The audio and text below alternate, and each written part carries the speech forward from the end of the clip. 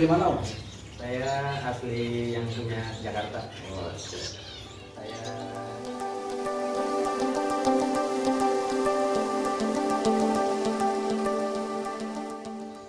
Assalamualaikum warahmatullahi wabarakatuh. Teman-teman semua, kali ini saya berada di farmnya Trisakti Bird Farm bersama sang ownernya, Om Arif Roman.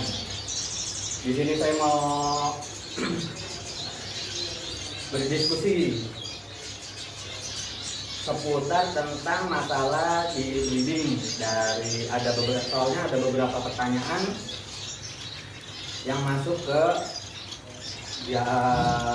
pesan ke saya untuk menanyakan beberapa pertanyaan yang mungkin ada beberapa yang saya belum bisa jawab. Nah, di sini saya mengupas berdiskusi untuk jawaban buat teman-teman semua.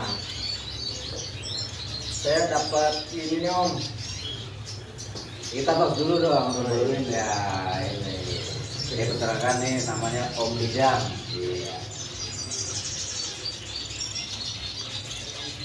Kira-kira apa yang banyak ditanyakan di seputar dunia mungkin itu apa sih kira-kira? Kalau sebenarnya kalau saya sendiri banyak ya, tapi kalau mungkin dari Om Lidang sendiri ada nggak yang kira-kira bisa kita jawab di sini di diskusi ini gitu? Iya, ini ada beberapa pertanyaan yang masuk ke pesan saya menanyakan, ya sekedar diskusi lah sambil sharing kita masalah breeding, beberapa faktor yang menyebabkan apa-apa gitu. Di sini saya mau menanyakan untuk saya ada beberapa yang masuk itu, dia menanyakan untuk itu apa penyebab telur infertil? Telur infertil berarti kalau telur infertil dalam artian burung tersebut telur tapi tidak dibuai dengan si pejantan. Bisa jadi juga salah satu dari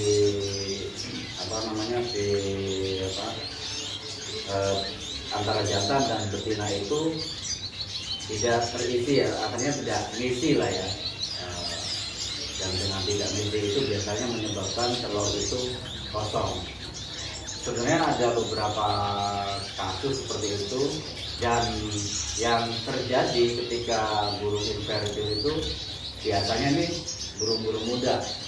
Nah, burung-burung muda yang biasanya baru pertama kali dia bertelur, tapi biasanya kalau burung muda tuh kawinnya juga nggak bagus ya, dalam artinya masih belajar untuk ngawinin. Nah, itu juga salah satu faktor penyebab telur infertil. Di samping itu juga bisa disebabkan ada juga yang disebabkan karena memang kondisi pakan atau kondisi vitamin yang tidak terpenuhi dalam pembuahan tersebut gitu.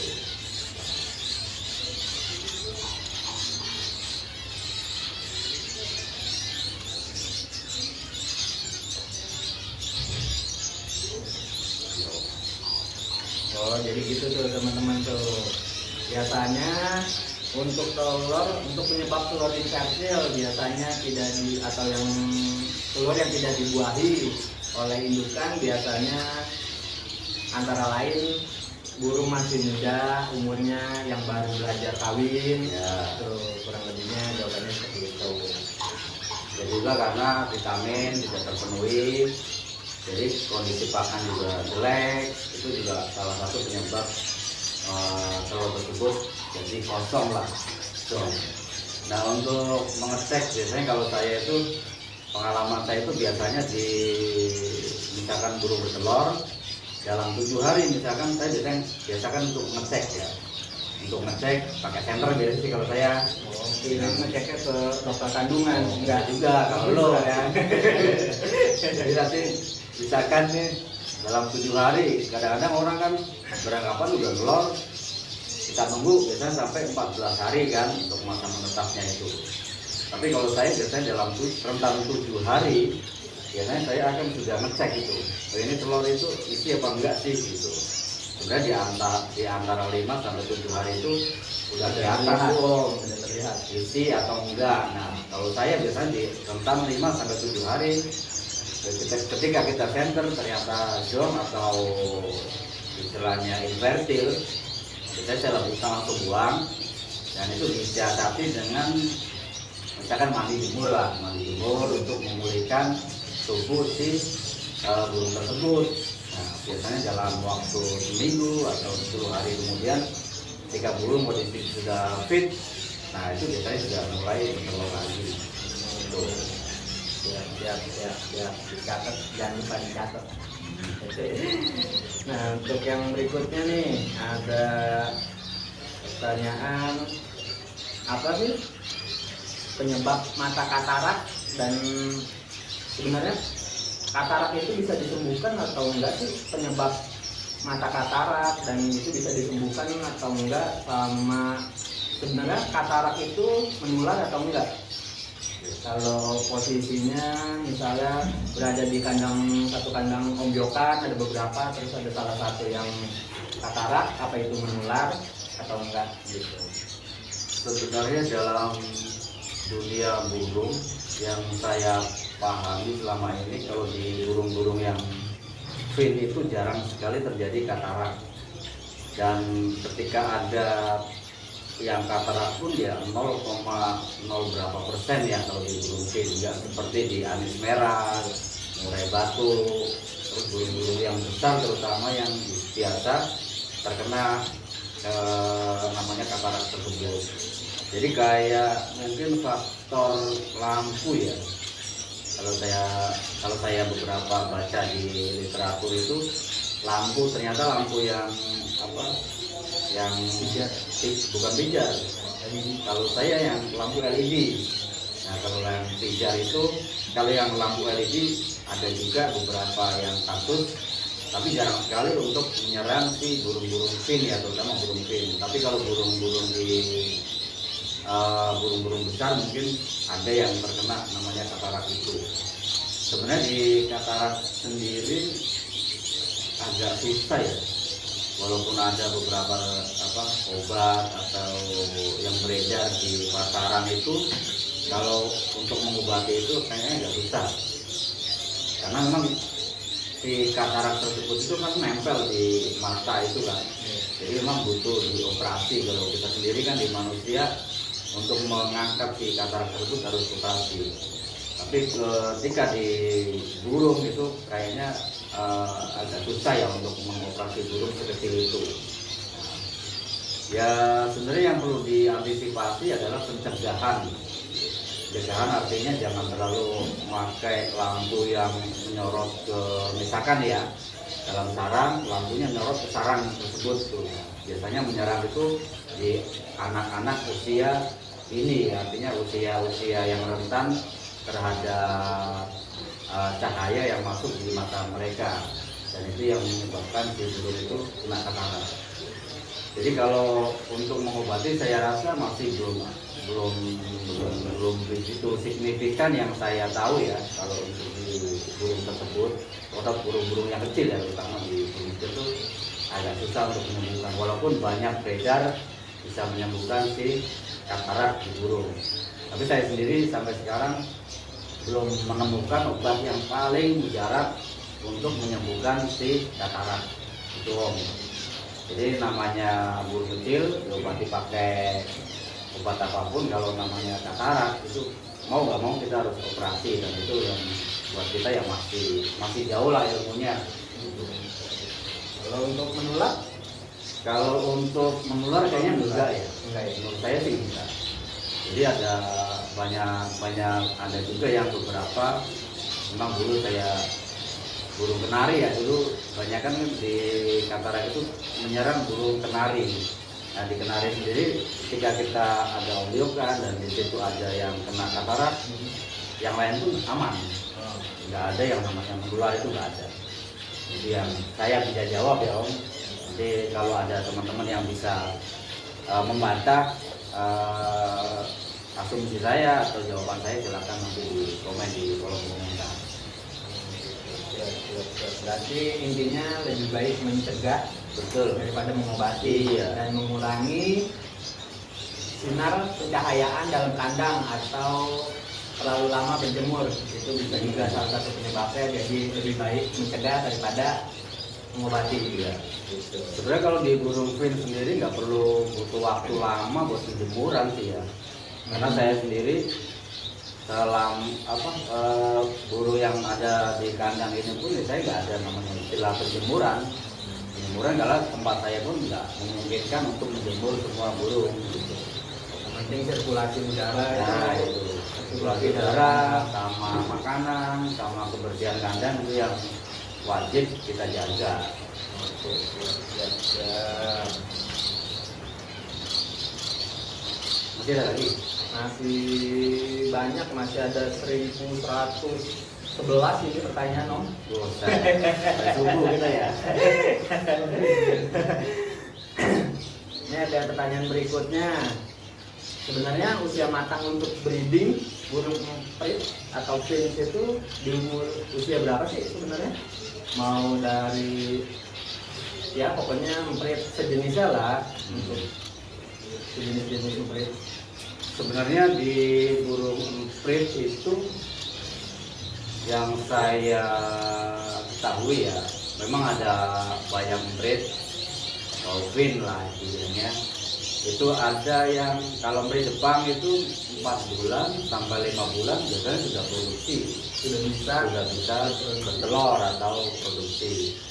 Dan ketika masuk di zebra rata-rata produksi itu ya antara 6 sampai 8 bulan dia sudah mulai produksi. Nah kalau di blackthroat atau siskin itu kalau yang jantan matang kelamin itu antara 8 sampai 1 tahun. Kalau betinanya itu siskin sama betina itu rata-rata di usia 6 sampai 8 bulan itu sudah produksi. Nah semakin besar burung yang kita pelihara biasanya kayak murai, batu, dan ini saya yang gede-gede itu biasanya ya umur yang matang kelamin di atas tahun sampai 2 tahun. Dan kalau emprit liar, kenapa kelihatannya ketika kita melihara, ketika kita breeding kok ternyata lama proses dia untuk birahi, untuk bertelur itu lama kan? Udah pernah ngerasain mungkin. Ya teman-teman juga mungkin udah ngerasain yang namanya emprit Nusantara atau emprit liar itu paling lama dalam masa proses dia matang kelamin. Jadi biasanya karena liar itu biasanya dia butuh proses yang lebih lama tuh. Biasanya di kandang kecil itu ya antara setahunan. Jadi memang di kondisi untuk burung-burung queen Nusantara atau queen yang kita punya itu lebih lama untuk masa dia kita breeding sampai produksi itu. Jangan lupa dicatat teman-teman ini. Nah, kencang dong. Ya. Ada lagi pertanyaan berikutnya. Sebenarnya apa sih penyebabnya anakan yang selalu dibuang induk yang baru menetas atau baru beberapa hari gitu? Biasanya kan ada yang indukan yang habis telur tapi 1-2 hari masih hidup, kita cek masih baru netas tuh. Oke, besoknya kita kasih makanan yang full buat yang lolo, tapi setelah hari ketiga ada aja tuh tragedi. Biasanya entah itu anaknya dibuang atau tiba-tiba mati di dalam sarang atau jatuh. Nah itu sebenarnya apa sih penyebabnya? Kalau itu udah banyak kasus memang. Saya pun pernah mengalami yang model seperti itu. Jadi di dunia burung memang yang faktor utama saya nggak berhenti untuk mengingatkan teman-teman. Biasanya di faktor dia keamanan di kandang, terutama dari serangan predator sih, terutama misalkan kayak tikus, kucing, atau yang pelihara dogi di rumah juga mungkin ketika mereka burung tersebut lagi ngerem, lagi misalkan netas, terganggu dengan adanya yang itu cicak, tikus sama predator yang lain yang kira-kira burung tersebut menganggap bahwa itu adalah predatornya mereka, Dan mau nggak mau daripada nanti si burung anakan itu kenapa-napa, biasanya ada faktor juga kadang-kadang kaget. Nah, kaget tanpa disengaja kesenggol sama induknya tuh, kesenggol sama induknya jadi keluar dari luar sarang. Ada juga yang faktor kan tidak kesengajaan karena kaget, induk yang terbang keluar dan itu ke bawah anakannya, jadi akhirnya jatuh ke bawah. Ada juga mungkin faktor dari misalkan gini, saya beberapa kali melihat bahwa si indukan itu membuang anakannya, sengaja membuang anakannya.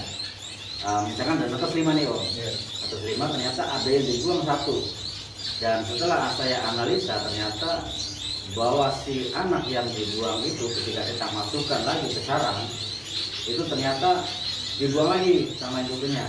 Nah, saya analisa kenapa nih kok induknya sampai sekejam itulah untuk membuang anakannya. Dan ternyata itu salah satu indikasi bahwa si anak yang dibuang tersebut adalah anak tiri. Bukan. Oh, bukan. Jadi ada indikasi bahwa si anak tersebut membawa penyakit. Oh, ya. Ini yang perlu teman-teman ketahui ya. Kenapa saya juga pernah ngalami. Ketika anak dibuang, saya masukin ke kandang itu, tapi dibuang lagi. Saya analisa ternyata ini anak tersebut dalam kondisi sakit, daripada anaknya mengeluar ke teman-teman yang lain yang ada di sarang. Biasanya indukan memprotek gitu dengan cara indukan itu membuang anakannya itu dibuang daripada mengeluar ke teman-teman yang atau saudara-saudaranya dalam satu sarang itu. Jadi kuat aja naluri induk. Iya, naluri induk pasti lebih tahu daripada kita. Kita kan maunya nelor 5 apa 6 7 harus hidup semua. Enggak, ternyata dari faktor seleksi alam di sarang atau di kandang itu indukan sudah mempunyai protektif terhadap anak-anaknya yang lain yang sehat. Dia lebih baik mengorbankan anaknya yang sakit daripada yang 1 itu daripada menularkan misalkan 5 atau 6 teman saudara-saudara yang lain. Itu yang lebih yang saya pelajari beberapa kasus di film itu. Ya. Jangan lupa. Ada lagi pertanyaan berikutnya. Nih, yang sering dipertanyakan oleh teman-teman, apalagi untuk yang baru mulai belajar breeding, khususnya di burung emprit. Nih pertanyaan yang nggak sering sih, maksudnya cara penanganannya itu dia masih belum menguasai penyebab egg beating dan cara penanganannya. Sebenarnya egg beating itu apa sih om? Egg beating itu sebenarnya masa di mana burung tersebut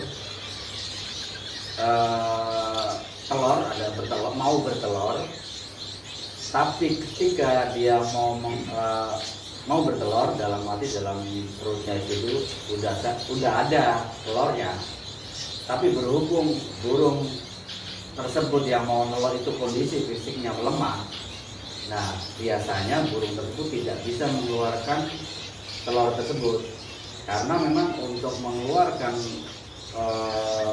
telur si burung itu harus mempunyai energi yang kuat.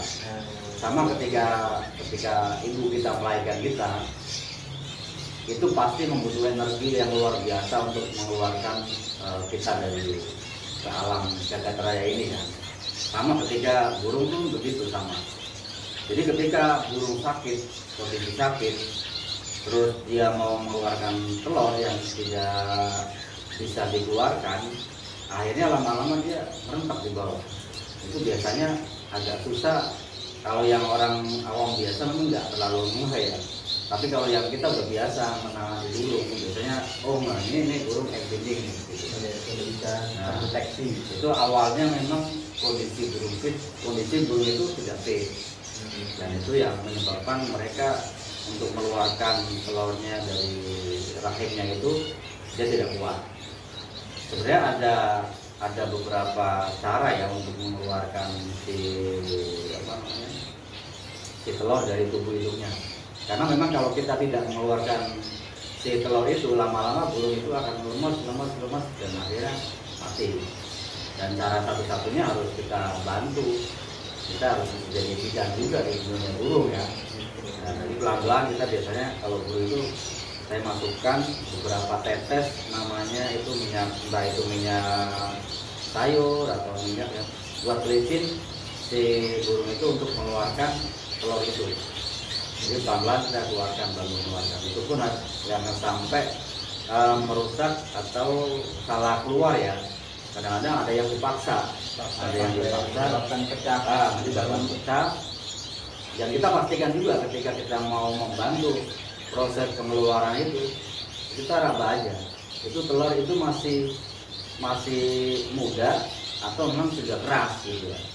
Ketika burung masih telurnya yang di dalam itu masih agak lembek, kita jangan paksakan karena itu akan menyebabkan burung tersebut nanti atau telur itu pecah di dalamnya. Tapi kita raba aja kalau sekiranya ini udah keras ini ya, kita bantu untuk mengeluarkan itu. Dan salah satu faktor penyebab lain pun biasanya kenapa terjadi egg binding itu karena ada kekurangan zat kalsium. Dan juga menyebabkan namanya egg binding. Nah, biasanya teman-teman yang pemula-pemula suka lupa itu ngasih grit. Grit itu pangkaran murah om. Tapi kadang-kadang orang nggak tahu bahwa itu fungsinya itu sangat vital untuk ketika kita beternak. Gitu. Apapun jenisnya, burung apapun itu ketika kita beternak ya kita siapkan namanya grit atau asinan. Gitu. Ya mungkin ya bisa saya jawab itu. Ngopi dulu ngopi. Oh iya, jauh nggak enak. Asli mana om? Saya asli yang punya Jakarta. Oh, saya di Taman Mini Pintu 2. Lumayan ya, bisa 5 jam di sini ya. Naik pesawat ya? Naik pesawat dari Halim turun di bandara, dari bandara naik online, Naik Gojek? naik Gojek, online langsung ke sini. Nggak pas banget ya naik pesawat tiba-tiba naik Gojek ke sini. Iya, karena emang jalurnya itu. Kandang. Boleh kan nggak ke sini ya? Oh iya silahkan. Kita kan jadi ngobrol Saya santai. kita nggak ada STG om di sini. Wah, benar. Lain kali kalau di sini bawa STG ya. Siap, yang pakai celana gemes. Iya. Soalnya nggak ada yang jadi kopi juga, kita harus jadi kopi sendiri ya. Benar. Kalau ada STG kan enak. Kan main semangat, ya kan ceritanya semangat, yang nontonnya juga semangat Iya. pasti.